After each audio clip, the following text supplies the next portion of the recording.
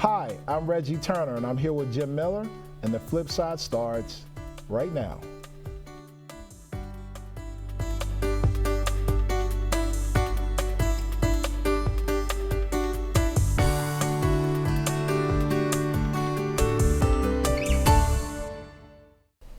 Welcome to the show. Today we're joined by our special guest, Dr. Brenda Thiam. Dr. Brenda Thiam is our newly appointed and confirmed delegate in the city of Hagerstown, and she so happens to be the first African-American GOP member in the General Assembly in the 386-year history of the organization. Brenda, we're here to learn a little bit more about you, so thank you for being here. And Brenda, tell us a little bit about who you are. Thank you for having me, Reggie. Jim, thank you for having me. So yes, I made history. Who knew? Who knew when I decided to toss my hat into the ring to apply for the delegate position that became available when now Senator Paul Quarterman applied for the vacant position of Senator Serafini. I had no idea that I would be making history when I decided to do that. All I knew was, though I was running in the city council race, I was torn with deciding what more can I do? Is there something more that I can do on a grander scale to help our city? And when that eureka moment happened for me, I knew that I had to apply, but certainly not knowing that it would be history making if I were chosen. So I'm excited about that, humbled by it most certainly, and excited about the opportunity. So I have to tell you, and in your first, and we've never met before tonight, Mm-hmm. in your first 5 sentences, you're obviously very articulate. When I heard Dr. Brenda Thiam, the whole doctor thing, maybe I just am impressed easily, but I think that's got to make people stand up and take a listen, because it does show that you have done the work, Mm-hmm.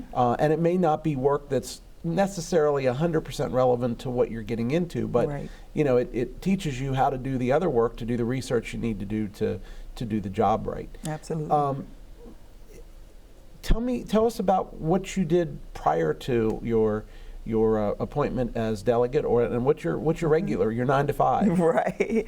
Well, I have resigned my 9 to 5 at this point because I know that I'm going to be very busy in Annapolis, maybe or maybe not in the next couple of months. We don't know what the session, returning from the session, is going to look like. It's going to be, you'll be busy that's going to be historical in and of itself, right? So, but as far as my profession is concerned, I was a special educator. Okay. It's still very near and dear to my heart, working with people, children, particularly with autism. I worked for the school system for about 13 years in their special education department. My role was supporting the teachers who work with students with autism, going into the general education classroom, observing students, giving feedback to the teachers to help them work more effectively for children diagnosed with autism. So I did that in the school system for 13 years. I resigned that position of the fall of 2019. And that sort of special ed has been my lifelong work since I've been an adult. So you're going to be a full-time delegate? Yes, full-time delegate. And I think that we had, and don't quote me on this, but I think there was one other former senator, that's terrible, I can't remember his name, that did it full-time. I think a lot of folks have done that with another job, so I think that's yet an incredible sacrifice that you're making, because I know you don't make a whole lot of money as a No, you don't. You certainly don't. It's not a profession or a field that you go into thinking it's 6 figures. You're a public servant, and as we all know, public servants don't typically make 6 figures. No. So I'm looking forward to going to Annapolis. I know as I've been informed, January until April is really when you're spending all of your time in Annapolis, writing bills, meeting with other legislators in session, having meaty discussions for Marylanders. So I know during that time I'll be there. The other time of the year, you're back in your district, meeting with constituents, listening to them one-on-one or in a group fashion, town hall meetings. So after April, if COVID gives us any mercy by then, I would hope that we'll be back to being able to meet in larger group settings, being able to hear from people in District 2B here in Hagerstown. Excellent. Now, Brenda, you're originally from North Carolina, correct? That's correct, yes. And is it Rayford, North Carolina, where you're from? Yes. Tell me a little bit about home. Oh my. Well, Rayford is a very small town. I'd say it's probably half the size of Hagerstown. It's not a very big city. We had few stoplights, so if you blink, you're already out of the city for the most part. So it's a very rural area outside of Fayetteville, North Carolina, if you're familiar with Fayetteville, or Fort Bragg, where we have an Army base there, about 30 minutes outside of the Fayetteville area. So growing up as a child, if we went to Fayetteville, that was a big to-do. We're going out of town, literally. When you went to Fayetteville or Lumberton, those were the larger cities outside of my hometown. But it's a very small town, very nice people. Everyone knows everyone. Everyone knows you by your last name. My maiden name is Moore, so everyone knew my grandfather. He was pretty known in the community because he had a business. He actually had a hog farm, so everyone knew him and knew of him. And my paternal grandfather and my mom's parents were Lyde, so everyone knew the Lyde family. You just kind of know everybody. You know your neighbors. If you got in trouble with your neighbor or getting into some trouble as a child, your neighbors could take care of you, and then you get home and your mama would take care of you. So a very small town, living where everyone knew everyone. Yeah. So what brought you to Hagerstown? Wow, by way of many cities. I didn't just move from North Carolina straight to Western Maryland. Okay. I came to Hagerstown by way of many cities. I moved here in 1995. I've been here in the Maryland area since 1995. And after I graduated college with my undergraduate degree, I worked for a few years, and I called my sister, who was already living in Maryland, and said, I want a job. I want to move to Maryland. And she put me in contact with her company. I came up one day to interview, stayed for the weekend, and went back. Got the call. I had the job. A week later, I was moving to Maryland. Wow. And I moved to the Savannah Park area. At that time, I was working with adults with autism. I was a live-in supervisor. I lived in the group home with the women that I supported. I worked Monday through Friday, and I was off on the weekends. And I did that for 2 years. And a young woman in the city, I wanted to, living in the DC area, I wanted to kind of have a little more freedom with my time and not be living in the home with the women. So I looked for another job, and I ended up moving to Upper Marlboro, Maryland with my brother in Prince George's County. Then I applied for another job in Montgomery County, so I moved to Rockville. Then Germantown, I bought a home, and then slowly but surely I made my way to Hagerstown. Okay. And how long have you been in Hagerstown? Let's see, 2006. I think this year is my 14th year. My family and I. You know, and one of the things that I talk about on this show often, and we've had some major corporations around here, Citi, Corp, Volvo, and it's amazing to me, and what I think is a feather in our cap for the type of lifestyle that we can offer here is, you know, they bring in a lot of executives from other parts of the country, and amazingly, when those executives retire, a lot of them choose to stay here. Right. And I think that speaks volumes about our county. Absolutely, and our about the city. area. I think it speaks volumes that you've been here of all of For your adult 14 life. years. This is where you've stayed The longest. Yeah. Absolutely. And now, and just so you went to work for the school system initially? I did. I started working with the school system in 2007. Okay. We moved here first in 2006, and I was still commuting back to the Gaithersburg area. And with an 18-month-old, that gets old really quick when you get the call, the dreaded call from daycare about a high fever. Yeah. And my husband and I, we were both commuting, and I said, you know what, one of us has to be closer to home. We both can't be far away from our daughter. So I applied for the school system and got the job and started working with the school system in 2007. Wow. And now that was under Dr. Morgan? Oh, let me see, who was that then? That was Dr. Morgan. Okay. Betty Morgan, that's correct. Yep. Okay. Interesting. Now, the one of the things that I wanted to highlight and talk about is your undergraduate work. You went to college in North Carolina as well. That's correct. Can you speak a little bit about your college experience and where you went to school? Yes, I went to an HBCU, Yes. North Carolina Central University, home of the Eagles. Yes, yes, yes. I enjoyed my undergraduate. I enjoyed it a little bit too long. It took me a while to graduate, but nonetheless, I did graduate. But I often go back as much as I can, particularly for homecoming. I've not been back in the last maybe 3 or 4 years, but homecoming for college students for any HBCU is Yes. just a time you get back and you see all your friends, and you get to love on your friends for a while, and you get to go to really nice parties and nice galas, and then you make your way back to reality on Sunday night. So yes, I did attend and graduated from North Carolina Central University.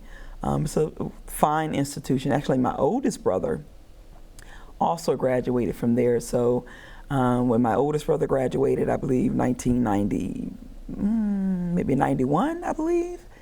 And when he went to college in 1986, my mom was asking me what college should I want to go to, and I said, well, I want to go where my big brother goes. So I ended up joining him and graduated from there. So Excellent. You know, one of the things, and this has just been a personal opinion of mine, when you were appointed, many of your colleagues on the other side of the aisle attended HBCUs like yourself. And it is of my opinion that it puts you in a unique position to build relationships because of that connection that you have from your education, where you went to school, like experiences.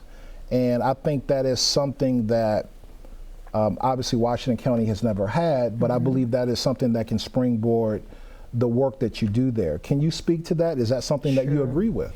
absolutely. I feel that anytime you can make a personal connection with people that you're working with, that just brings your relationship to a whole different level, a better level. So I'm looking forward to being able to meet people across the aisle. We know that down in the General Assembly that Republicans are pretty much outnumbered there. Yes. As far as Democrat versus Republicans are concerned. And I've taken some liberty in looking at the website and kind of seeing who across the aisle as far as on the Democrat side. And I see a lot of people that I'm sure that probably attended and graduated from an HBCU. I may even see some future friends that maybe have even graduated from where I attended undergraduate school. So I'm looking forward to at least having that piece to connect us because there's some relationships there. Even being in a sorority, Delta Sigma Theta Sorority Incorporated, when I meet a woman and we talk and we have a conversation and we're just meeting each other and we find out that we're both in the same sorority, I mean, it's like instant connection. Yes. We're exchanging numbers and things of that nature. So I know that that will be something that will kind of help cushion the relationship that hopefully we're going to be having there in Annapolis. So I'm looking forward to that. Excellent. We're going to hold right here and we'll be back for more with Dr. Brenda Thiam. Welcome back. We're still here with our special guest, Dr. Brenda Thiam, our new city delegate here in Hagerstown. And Dr. Thiam, why did you get into politics? Why not? That's the question, right? No, but when I decided to run for city council almost a year ago, maybe around November, December, previous conversations that led up to that with my husband was, we need so many more things in Hagerstown. I wish we could have an outdoor park where people can come and do concerts. Why are so many stores downtown closed? And why can't we look like Frederick? I'd love to be able to, on a Sunday evening, go with my family, eat dinner, listen to some live music. And why doesn't Hagerstown have this? And I think after a lot of those conversations, my husband literally said, "Why don't you just run for office?" And I emphatically looked at him and said, "I'm an educator. Teachers don't get into politics. We're too nice. We get eaten alive." So that was really the birth of wanting to be a part of change and not complaining so much about what's not happening and what needs to happen. So that's what sparked it.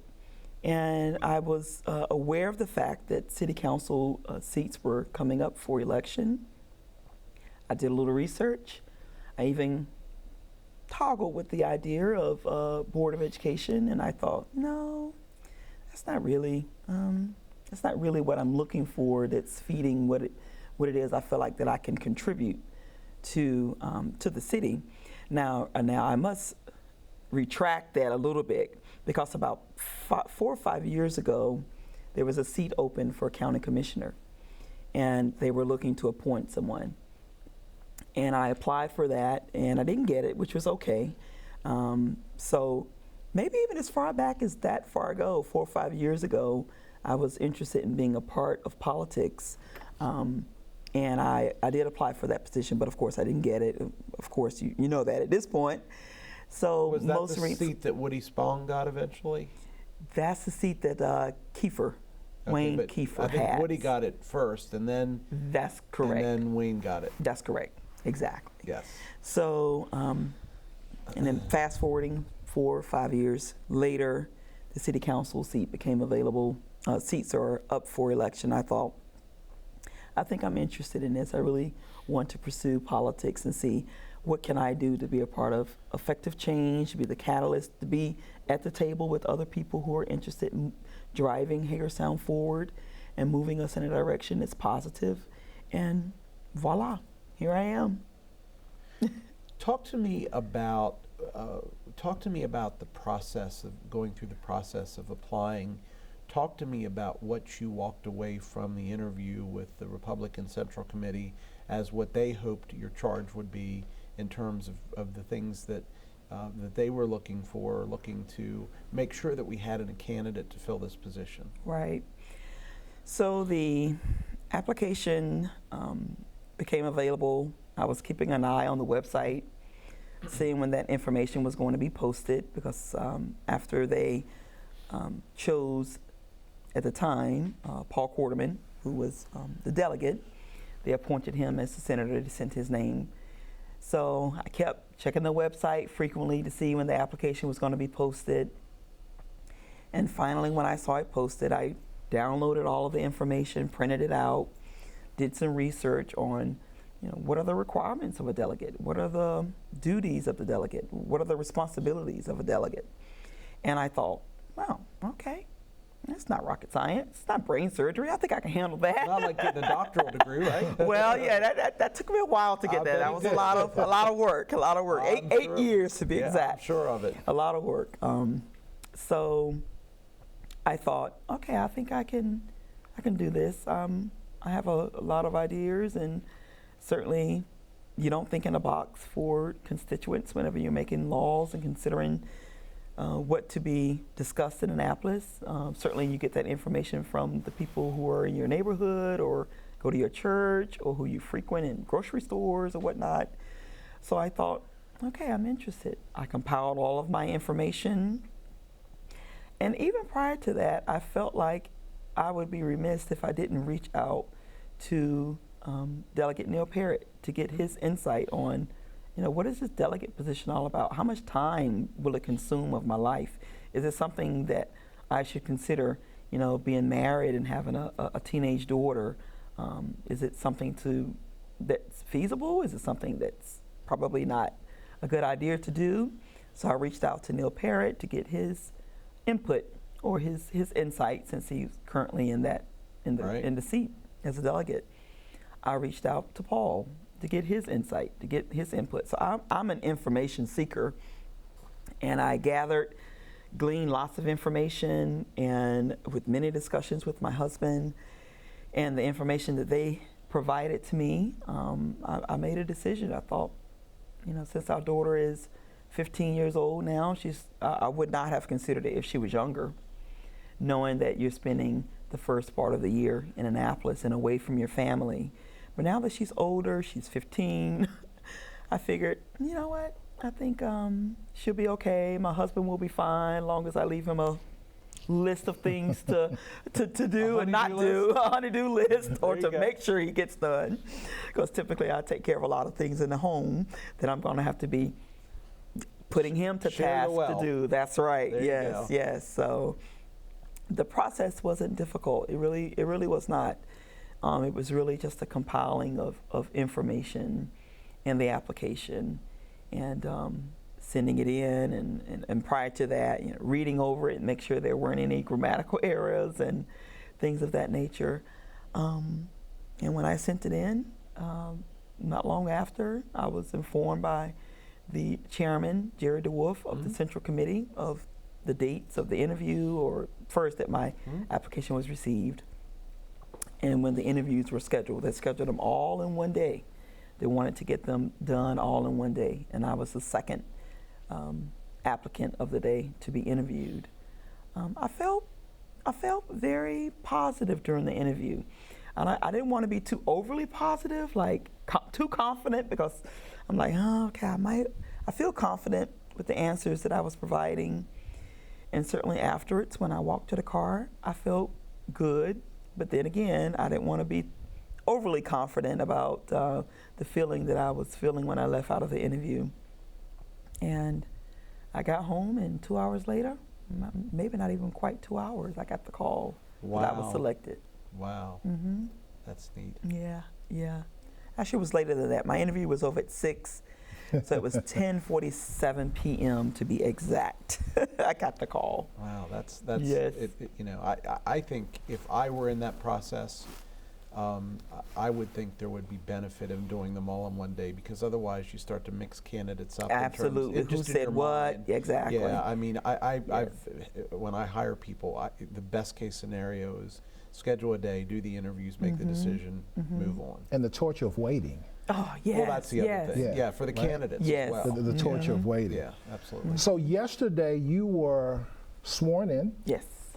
Tell us about that experience in Annapolis. I've seen pictures, all, pretty much viral, right, in regards to that ceremony. And Speaker Adrian Jones, who made history herself. Yes, absolutely. You were standing next to each other.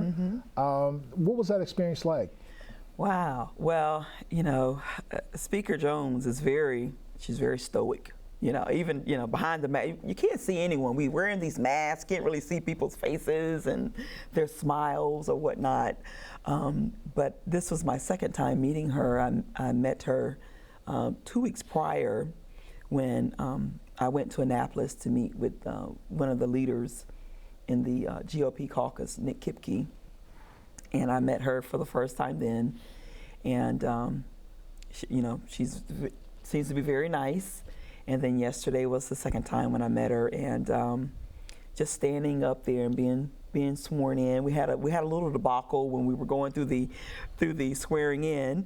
My husband had the Bible that my mom given me when many years ago when I gave my life to Christ. She had given me a Bible and written in it, and it still has some of her handwriting in it. So I knew that Bible would be important, that I needed to bring that to be sworn in on. So as I'm being sworn in, and we're going through, most of the swearing in part, we realized that my husband was standing behind me with the Bible, and my hand wasn't on the Bible. And she said, "Scratch, wait, start over." Now this is live on YouTube. And so a little blooper. But she was very, very nice, very kind. We exchanged some pleasantries, and she said congratulations to me, and she was excited about the fact that I'm making history, and it was really just very surreal, just a very surreal moment. I was sweating under my mask. I shed a tear a little bit, just kind of thinking about the moment and how historical it was. Yeah. Right.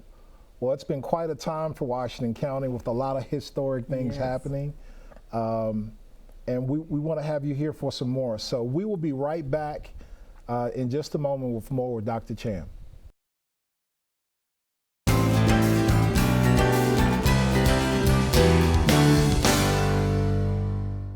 welcome back. We're still here with Dr. Brenda Thiam. And Brenda, you've talked earlier about that preparation is very important to you. Tell us a little bit about what you've learned, about what your role is going to be, and how will you prepare to serve Washington County? Wow. Well, what I've learned thus far is I'm going to be working very collaboratively with people across the aisle from other districts, working closely with them. Now, some of the information seeking that I've been doing thus far, I've literally gone on the website, the Maryland General Assembly website, and look at what bills have passed. You can also view some of those hearings and see some of the conversations that are going on, or some bills that are being proposed and how they're being moved throughout from the House on to the Senate to hopefully get passed. So that's where I do a lot of my homework. I'm very visual. I like to look at videos and get as much information as I can to help prepare me for the role that I'm going to be starting in January. So that's been very helpful. I've seen quite a few bills. There are a lot of bills that come through the State House. A lot of bills that come through. Some of them make it and some of them don't. But that's sort of how I'm planning to prepare myself. And of course, November the 10th, the pre-legislation forum that's going to be hosted at the community college, and that's for all constituents to come out and know what's going to be coming down the pike over at the General Assembly. So I'm hopeful that Hagerstonians will come out and hear from their delegates. I'll be a part of that now that I'm a delegate, to hear from Delegate Wyville and Delegate Parrott, Delegate McKay, and to learn what is going to be discussed in the legislation. So that'll be a time also for me to meet with constituents, to have conversations. If there's something that they're passionate about, then that's something that we're going to make a note of and take back to the General Assembly in January. So, excellent. Now, can you speak at this point to committee assignments, what that process is and where you may end up? Right. So just yesterday, I was informed by Speaker Jones that I will be assigned to appropriations. And that's a committee where Senator Paul Quarterman used to be a part of as a member. So I know I'll be on that committee, appropriations, and that's all about budget and money. And I'm excited about that. A little nervous a little bit, but more so excited, looking forward to the budget that's allocated for our state and how those funds are utilized and how they're dispensed and giving out to the various districts. And certainly seeing what monies we can bring back for our own district here in Hagerstown to kind of fill those deficits that we're currently lacking, and the needs that we have, which we know are great since after the pandemic. Well, we're still in a pandemic, but we've had a lot of businesses that didn't quite make it over the hump. So we really need some economic relief to help us get back on track, get businesses open, get business owners, potential business owners that might have a lucrative business they're thinking of. So I'm hoping that being on that appropriations committee will help lend some good information and some good just some good news for here in Washington County. Absolutely. Now, I was also interested in, sorry, Jim. Yeah, please go ahead.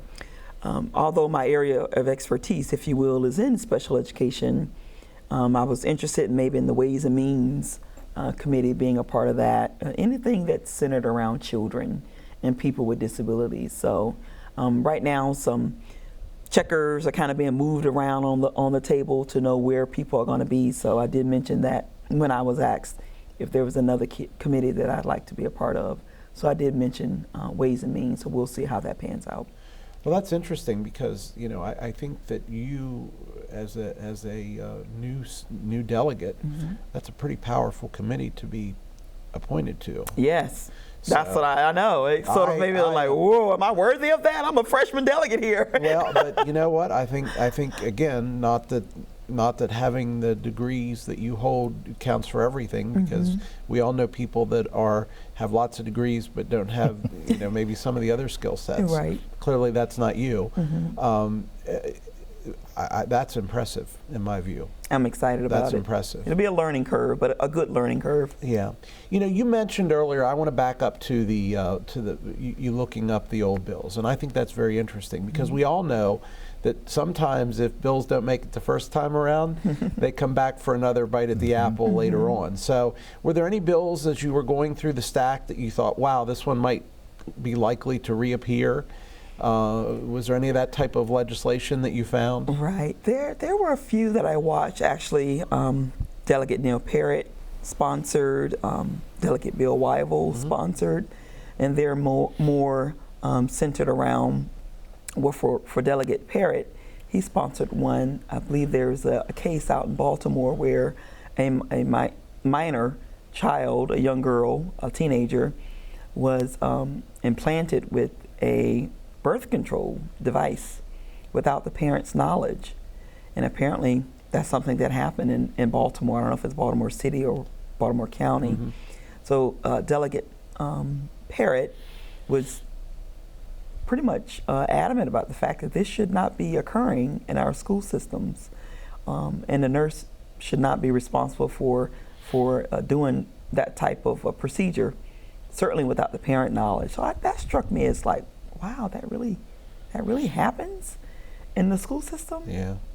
And Delegate Wyville, there was a bill that he sponsored that was about abortion, dismemberment, and I thought that was a very interesting bill. Those are the two that sort of readily pop out for me that I thought were very interesting. So there are plenty more that I saw that I'll continue to review and gain more information on.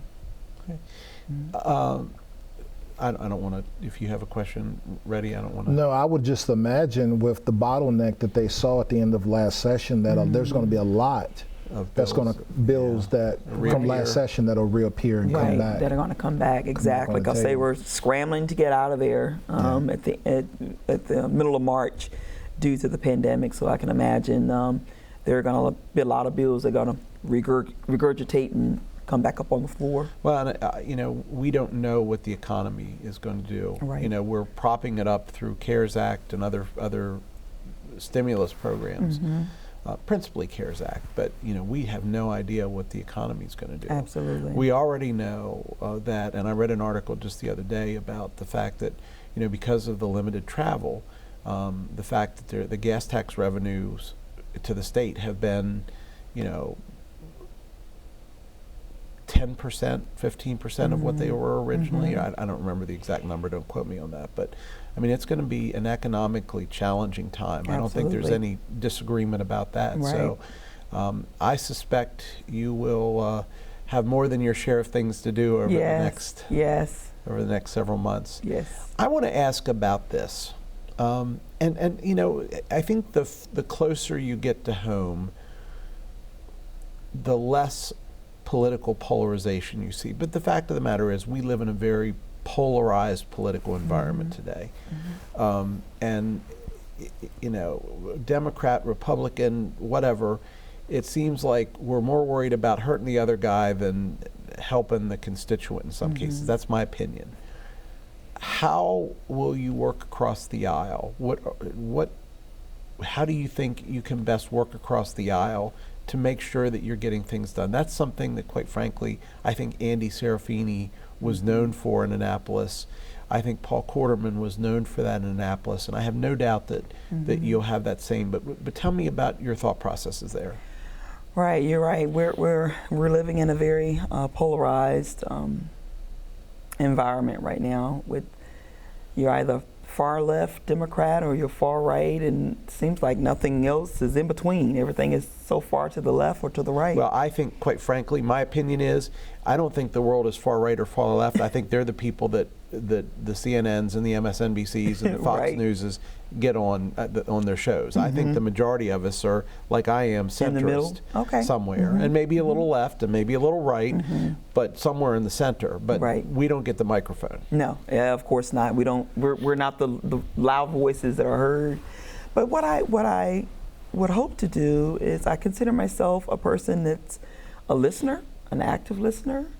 I consider myself as a person who is a great communicator.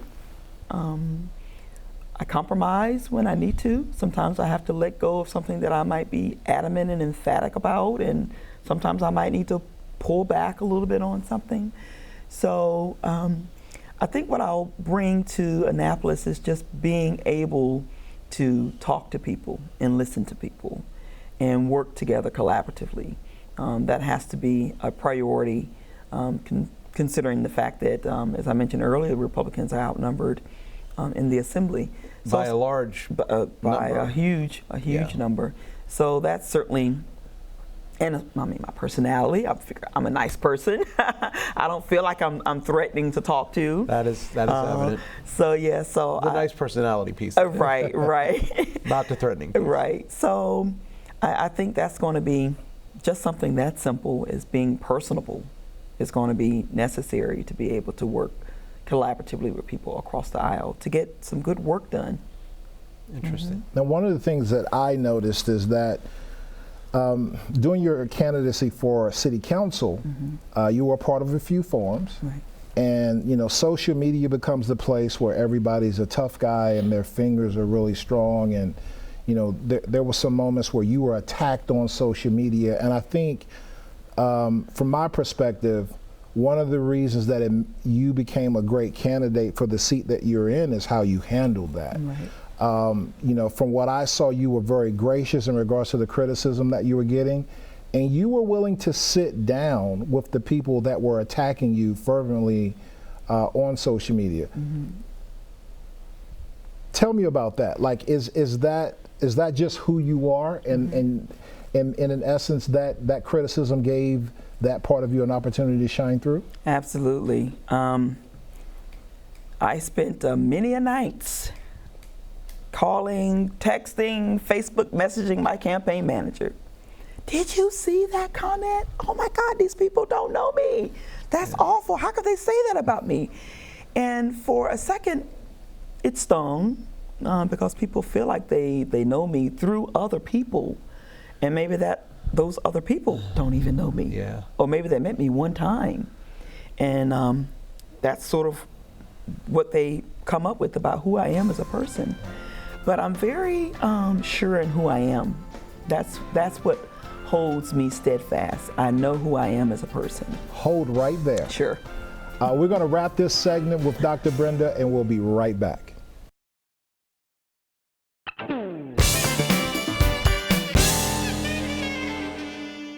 Welcome back. We're still here with Dr. Brenda Thiam, our new delegate. And Brenda, when we stopped the last segment, we were talking about your temperament and how that plays into your interactions, not only with those that you agree with, but those that you disagree with. So anything you would like to add to where we left off? Sure. So I was mentioning the fact that I know who I am as a person, and you have to be true to who you are. And you can't allow people to come and shake that or rattle that.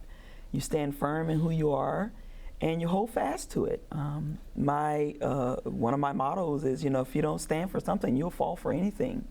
So I see myself and I live my life as a person with good integrity. I'm honest. I'm humble. And when people perceive me as something different than who I know I am, that bothers me to some degree. And I feel like I have to let them know who I am. I have to teach them who I am, because otherwise they don't know. But sometimes you have to just let some things go. Yes. Sometimes you have to let some things go.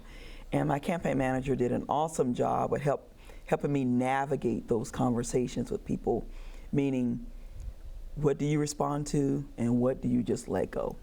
There was a lot more letting go versus responding to people. You can't because swing when at you every pitch. respond, yes, when you respond, you're going down into this rabbit hole, Yes. and it's never a good place down there. Because you're not going to change your opinion if they're that Exactly. if they're that vehement about their opinion. Exactly. Of you, there's nothing you're going to change. He has Many times often- they just want a platform. Yes, exactly, to kind of put out what's good for them. Right. And I didn't want to be a part of They've got that. nothing to lose. Yes. You've got everything to lose. Absolutely. So my campaign manager, Jason, was really phenomenal at helping me understand people are going to talk. They may say some things about you that are not true. You can't respond to them. Number one, you're not going to get their vote anyway. So that's really kind of what narrowed it down.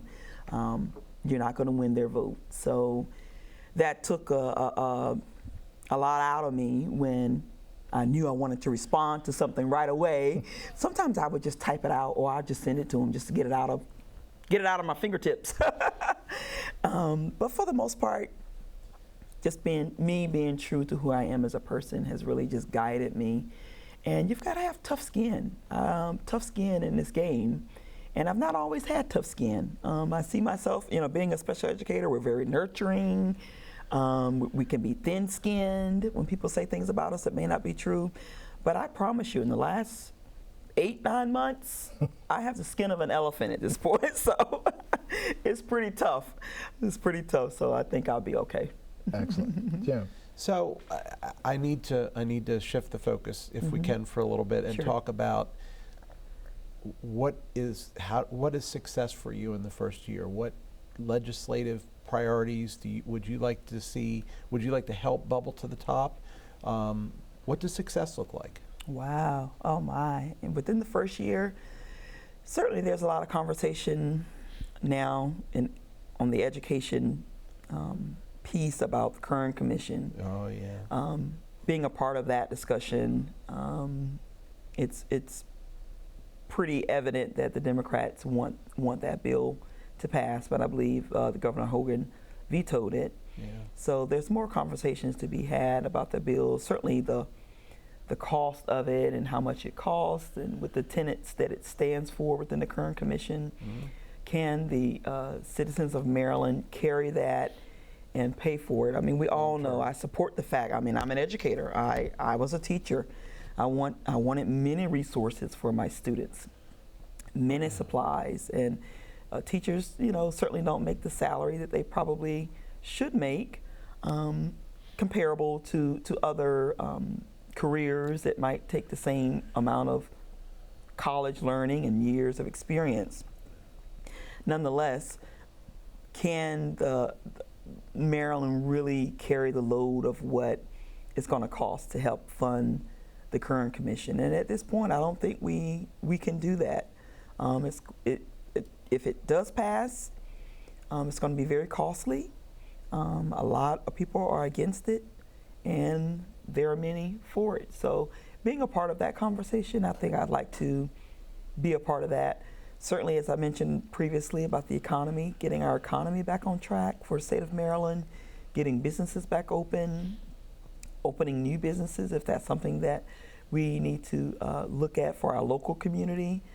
There are many, many empty buildings downtown in Hagerstown that could possibly be an aspiring business that might be lucrative to our community and bring in more revenue and generate more revenue to get us back on track. So those are the two areas that I think I'd like to be a part of some conversations about.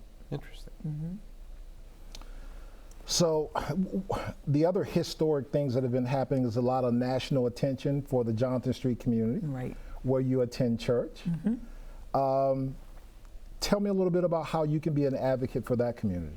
Absolutely. Well, as you mentioned, I attend church on Jonathan Street. When I moved to Hagerstown in 2006, I started looking for a church to attend, and I literally was on my way to attend one church. I couldn't find it, and I happened upon Zion Baptist Church. I'm like, oh, that looks like a nice church. I parked my car and went in, and I've been a member since then. So I'm invested in the Jonathan Street community. And as a part of my duties or responsibilities within my church, there was one ministry that I was a part of, which was the evangelism ministry. And there I spent many evenings or on the weekends walking the communities within Jonathan Street, Bethel Gardens, in that area, and just praying for the citizens, praying for the community, praying for the people who live there. So it's a great community to live in. It does need some TLC to help continue with taking care of the citizens who live there. So I feel that being that I am a frequent member of the church there, I attend Zion, that shows that the fact that I'm invested in the church and in that community, since it's right there in that community. So I look forward to seeing some great things happening within Jonathan Street with the cabin that we're just finding out that has us on the map. Yes. You know, literally on the map in newspapers and articles and news shows. It's really good to see the Jonathan Street community being recognized for its history, which I had not known until I think you shared something not long ago with the green I think it's called the Green Book. Right, the Green Book site. The Green Book, right. Yes. So that was even surprising to me. I didn't realize that Hagerstown, and specifically that community, has so much rich history. So I'm hoping I can be a part of the conversation, listen to the citizens, meeting with people. Hopefully we can one day soon have some town halls where people can come out, maybe meet at the Robert Johnson Community Center, and share what their concerns are, share what they feel like that they need for the community. And then I can take that information back to other legislators and have some good conversations with some good results. Excellent. Mm-hmm. So Washington County, from a budget perspective, is a net taker in our state. We pay in less than we get back in services and provisions from the state. How does that impact what you need to do and what you will have to do? Because again, we just don't have the population base to, but yet we have two major interstates, we have, we have state parks, we have other resources that are, I don't want to say a drain, but they cost money to continue to operate. How will that fact impact what you have to do in Annapolis? Right. I think it's important to bring other people to the table who are experts in that field to help sort of drive those conversations, to help legislators, the other people who are there that we're going to be working together, help them understand the demographics of Hagerstown and what it looks like here and the demographics of this area.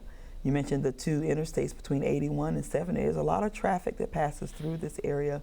So I think it's going to require bringing other people who can maybe quite possibly testify on our behalf, who are experts and that can speak to that, so that other legislators will know this is what we're impacted by here in Hagerstown, with the hopes that that's going to make some good decisions and drive a bill that's going to help us in the long run.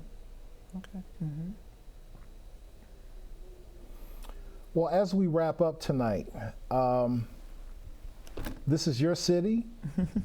What would you like to say to the people as you embark on this journey of serving? I'd like to tell the people of Hagerstown that I'm very committed to Hagerstown and to the citizens of 2B. I've lived here for 14 years with my family. I've enjoyed the 14 years that I've lived here. I'm invested in this community.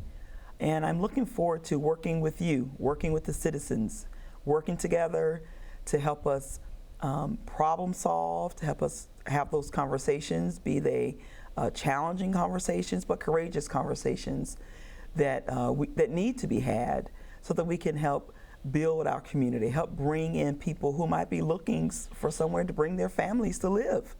They might not have considered Hagerstown to move their family.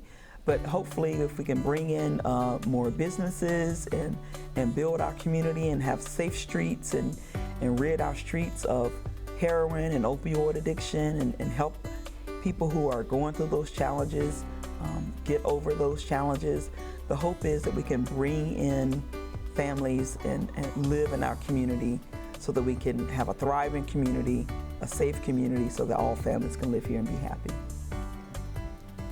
Well, that's going to do it. Thank you to Dr. Brenda Thiam for joining us this evening.